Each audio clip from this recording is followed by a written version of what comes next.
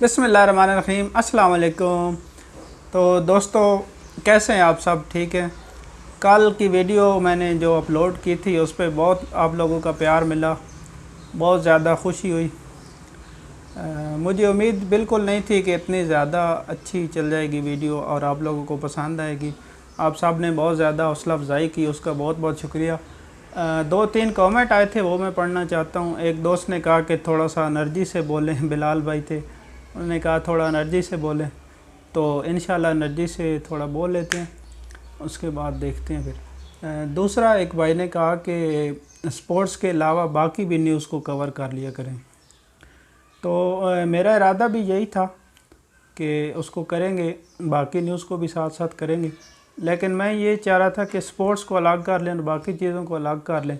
लेकिन अगर आप ऐसे चाहते हैं कि स्पोर्ट्स भी और सारा कुछ इकट्ठा ही हो जाए, जैसे लेटेस्ट न्यूज़ होती हैं पॉलिटिक्स की, जैसे हम फेसबुक पे ज़्यादा चला रहे थे तो वही इसमें भी कवर कर देते हैं। तो सबसे पहले शुरू कर लेते हैं पाकिस्तान के मैच का, थोड़ा सा बात कर लेते हैं। पाकिस्तान ने कल बहुत अच्छा फिनिश किया, बहुत अच्छा मैच हुआ आखिर में। उसके लिए आप सबको बहुत बहुत मुबारक हो, बहुत अच्छा खेला पाकिस्तान। लेकिन फिर भी वही बात है कि जो मसले हैं वो अभी तक वही हैं, तो उन पे थोड़ा काम करना पड़ेगा। बॉलिंग हमारी बहुत ज़्यादा ऐसा लग रहा है कि वीक है, और पीसीबी ने कोई पिचेस भी ऐसी बना दी हैं। हालांकि जो टी20 वर्ल्ड कप और आगे जो न्यूजीलैंड का दौरा आ रहा है, इस सीरीज़ के फ़ौरन बाद न्यूजीलैंड जाना है, वहाँ पे ट्राई सीरीज़ है बांग्लादेश और न्यूजीलैंड के साथ, तो वहाँ पे तेज़ पिचेज़ होंगी। लेकिन पाकिस्तान ने यहाँ पे बहुत ज़्यादा स्लो पिच बना दी है और ग्राउंड को भी छोटा कर दिया। ऑस्ट्रेलिया में आपको पता है बहुत बड़े बड़े ग्राउंड होते हैं। तो इस चीज़ की समझ नहीं आ रही कि ये पाकिस्तान किस चीज़ की तैयारी कर रहा है। इन्हें चाहिए था कि थोड़ी पिच तेज़ रखें ताकि प्रैक्टिस वो वाली हो जो हमें आगे जाके काम आए। तो छोटी बाउंड्री करके और स्लो पिच करके पता नहीं ये क्या साबित करना चाहते थे, तो उसका रिज़ल्ट ये भुगत रहे हैं। फिर बुरी तरह फ्लॉप हो रही हैं सारी चीज़ें। बॉलर्स के लिए कुछ पिच में है ही नहीं, तो वो क्या करें। हारिस रऊफ़ इसलिए कामयाब हो रहे हैं क्योंकि वो बहुत ज़्यादा तेज़ बॉलिंग करवा रहे हैं। वो पिच पे स्लो होते होते भी बहुत ज़्यादा फिर भी तेज़ होती है, तो ये चीज़ थी। उसके अलावा रिजवान बहुत अच्छा खेले हैं। उन पे वही इल्ज़ाम आता है कि जी आप अपने लिए खेलते हैं, आप बहुत ज़्यादा बॉलें ले जाते हैं, लेकिन वो क्या करें, जैसे ही वो किसी मैच में जल्दी आउट होते हैं, जैसे पिछले मैच में आपने देख लिया था, जैसे ही वो आउट हुए तो उसके बाद फिर हालात देख लें। तो उसका खेलना ज़रूरी है, वो एक साइड से अच्छा खेलते रहते हैं और कल तो स्ट्राइक रेट भी उनका अच्छा था, तो ऐसी बात नहीं है, उनको इल्ज़ाम नहीं देना चाहिए सारी सिचुएशन का। लेकिन बाबर का थोड़ा सा ये है कि बाबर वहाँ पे गलत आउट हुआ है, उसको शॉट मारने की क्या ज़रूरत थी। मतलब अभी वो चल रहा था ठीक ठाक, सिंगल डबल करके रिजवान तेज़ खेल रहा था, वो साथ में बुरी बॉल का वेट करता और फिर बाउंड्री मार देता। वो ना पूरी शॉट थी और ना ही वो सिंगल के लिए गए, वो अचानक ही बस वो सॉफ्ट डिसमिसल हो रहा है, जैसे पिछली कई इनिंग में सॉफ्ट डिसमिसल हो चुके हैं, तो उसका फिर वही मसला था। तो उसके अलावा बॉलिंग में फिर वही है कि जब आपने इफ्तिखार को बॉलिंग दे दी है, और बहुत अच्छा फ़ैसला था क्योंकि हमें एक छठे बॉलर की ज़रूरत थी। हर मैच में 5 बॉलर से बॉलिंग करवा रहे थे, तो एक छठे बॉलर से बॉलिंग करवाना बहुत ज़रूरी था। वो इफ्तिखार से करवाई, उसने बहुत अच्छी बॉलिंग करवा दी। उसके बाद समझ नहीं आई कि उसको हसनैन में जब ऊपर से अच्छी बॉलिंग करवा दी है, तो फिर नीचे से उसको जाके बॉलिंग देने की क्या ज़रूरत थी। 15-16 ओवर में जाके वो बॉलिंग करवा सकते थे उस्मान कादिर से, क्योंकि स्पिनर अच्छी बॉलिंग करवा रहे थे, तो उससे 1-2 ओवर करवा लेते ताकि हसनैन का और ओवर ना करवाना पड़ता। फास्ट बॉलर को मार पड़ रही थी, बॉल बहुत ज़्यादा स्लो हो जाती है पिच में पड़ने के बाद। उसके बाद हसनैन का जब इतना बुरा ओवर गया, तो उसके बाद कोई भी बॉलर होता आगे आने वाला तो वो हिम्मत हार जाता, लेकिन बहुत ज़बरदस्त उसने नफ्स पे काबू रखा हारिस रऊफ़ ने, और बहुत ही शानदार ओवर करवाया। उसी ओवर में उसने मैच बना दिया था। और आपको पता है कि आखिरी जो बॉल करवाई उसने हैट्रिक वाली बॉल जो थी 19वें ओवर की लास्ट बॉल, वो 159 किलोमीटर पर आवर पे थी। तो इस वक्त जो पूरी दुनिया में फ़ास्ट बॉलर हैं उनमें से सबसे फ़ास्ट बॉलिंग है ये करवा रहे आजकल हारिस रऊफ़। पाकिस्तान का तो वो ज़ाहिर फ़ास्ट बॉलर है ही सब बॉलर में से, लेकिन वो दुनिया का भी इस टाइम फ़ास्ट बॉलर है, बहुत तेज़ बॉलिंग करवा रहे हैं।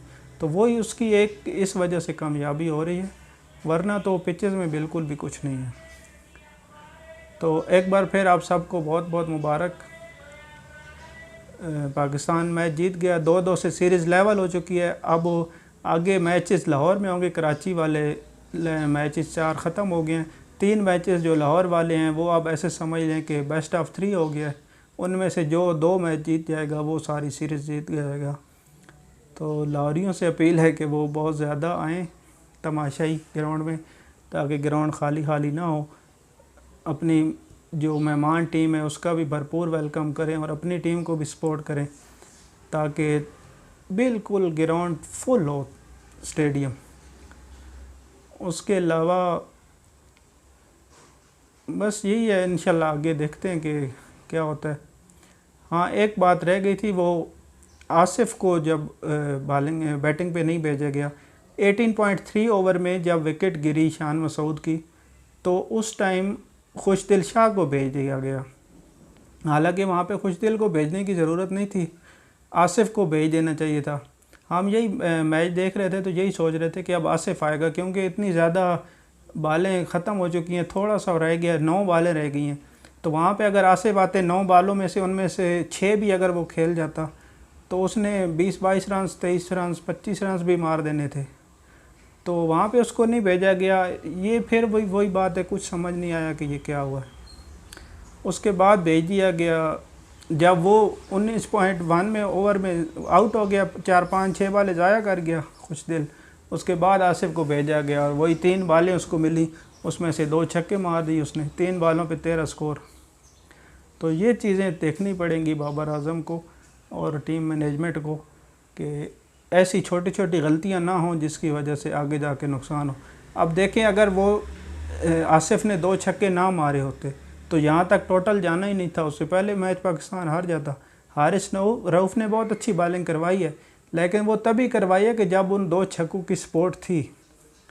तो मेरे ख़्याल से अगर 9 बालें उसको मिल जाती हैं आसिफ को, तो वो थोड़ा सा टारगेट और ऊपर हो जाता। और जैसे हसनैन को मार पड़ गई है, ऐसे अगर हो जाता है कोई बुरा ओवर किसी बॉलर से, तो इतना मार्जिन होना चाहिए स्कोर में, बैट्समैन इतने स्कोर बना दें। अब देखें, विकेट भी नहीं गिर रही, 3 विकेटें सिर्फ गिरी हैं और स्कोर देख लें। अब पूरे मैच इनिंग में सिर्फ 3 छक्के लगे हैं।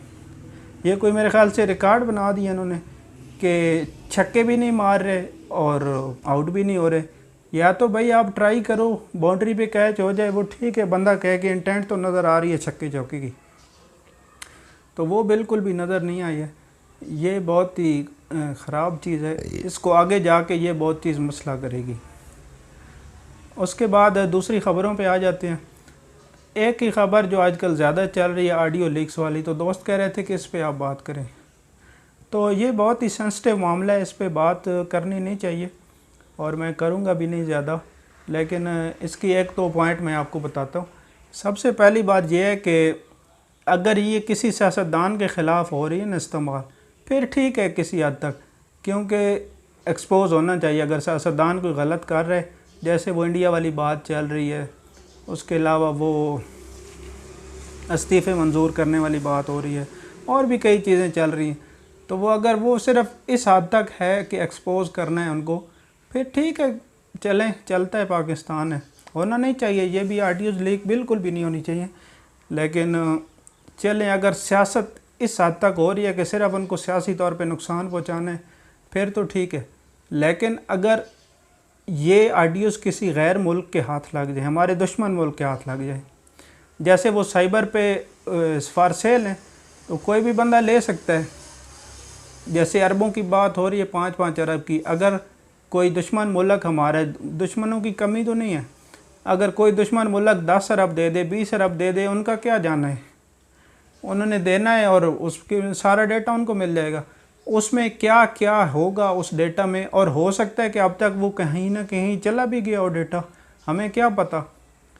तो ये चीज़ बहुत ख़तरनाक है। ये हमारी एजेंसीज़ को देखना पड़ेगा कि इस तरह पीएम हाउस की सिक्योरिटी जो है ना, साइबर सिक्योरिटी, ये कोई नॉर्मल बात नहीं है। तो इस पे जो दोस्त खुश हो रहे हैं कि नून लीग एक्सपोज हो रही है, तो ये भी कोई इतनी खुशी वाली बात नहीं है, क्योंकि इसमें रियासत स्टेक पे लगी हुई है। और इस तरह अगर सिक्योरिटी ब्रीच हो गया तो फिर तो बहुत काम ख़राब है। बहुत सेंसिटिव बातें होती हैं पीएम हाउस में, तो सिर्फ वो करप्शन की बातें तो नहीं होती ना, वहाँ पे और भी बहुत मामलात हो रहे होते हैं, किस मुल्क के साथ क्या ताल्लुक़ रखना है, क्या नहीं रखना है। जैसे अब इंडिया से तिजारत की बात हो रही है, पाकिस्तान ने दुनिया के सामने तिजारत उनसे बंद की हुई है, कश्मीरियों के सामने। अब अगर कश्मीरियों को जब ये पता लगा होगा कि ये उनसे तिजारत की बात कर रहे हैं, और कर भी सिर्फ अपने लिए, या तो वो कर रहे होते कि गरीबों का मसला है, पैनाडाल गोली नहीं मिल रही, और इनको जो है ना वो अपने प्लांट्स की पड़ी हुई है। तो इंडिया से बहुत अच्छी अच्छी दवाएं बनती हैं। अगर आपने तिजारत करनी है, सबसे पहले दवाओं से शुरू करें, मेडिसन हो गरीब आदमी के पास, उसके बाद देखते हैं फिर आगे क्या करना है। लेकिन कश्मीरी हमारे भाई हैं, उनको इत्मीनान में लें, उनके साथ बैठें, बात करें कि ये मसला है। तो जब आप अपने प्लांट्स के लिए कर रहे हैं तो फिर ये बहुत ज़्यादा ख़तरनाक बात है, इसका कोई पॉजिटिव पहलू नज़र नहीं आता, बहुत नेगेटिव इससे जाता है तसव्वुर। तो बस आज के लिए इतना ही, यही क्रिकेट मैच और ये ऑडियो लीक पे बात हो गई है आज की वीडियो में। बस इतना ही, चैनल को सब्सक्राइब कर दें, वीडियो अगर अच्छी लगी है तो लाइक कर दें। इंशाल्लाह मिलते हैं अगली वीडियो में। बहुत बहुत शुक्रिया, अल्लाह हाफ़िज़।